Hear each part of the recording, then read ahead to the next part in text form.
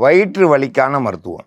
வில்வ இலை, நன்னாரி வேர், பன்னீர் ரோஜா, ஜாதிபத்திரி, தேன், நாட்டு மாட்டு பால் இதெல்லாம் கூட்டு கலவையாக சேர்ந்து இப்போ நம்ம மருந்தாக தயாரிக்க போகிறோம். வில்வ இலையும் பன்னீர் ரோஜா ஒன்றும் எடுத்து நல்லா அரைச்சி வச்சுருக்குறோம்.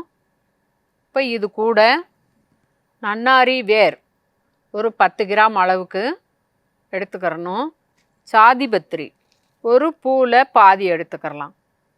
இது ரெண்டையும் நல்லா காய வச்சு அரைச்சி எடுத்த பொடி நல்லா ஜலிச்சு பொடியாக எடுத்து வச்சுருக்குறோம். ஒரு 1/4 ஸ்பூன் அளவுக்கு எடுத்துக்கிறணும். தேவையான அளவுக்கு தேன் சேர்த்துக்கிறலாம்.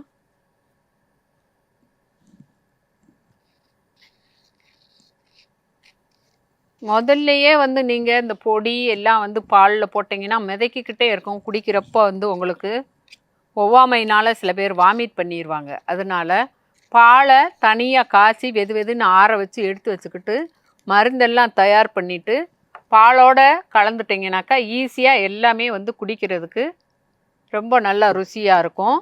அந்த வாமிட் பண்ணாமல் இருக்கிறதுக்காகத்தான் மருந்துகளை சொல்கிற முறைப்படி கலந்துக்கிறணும்.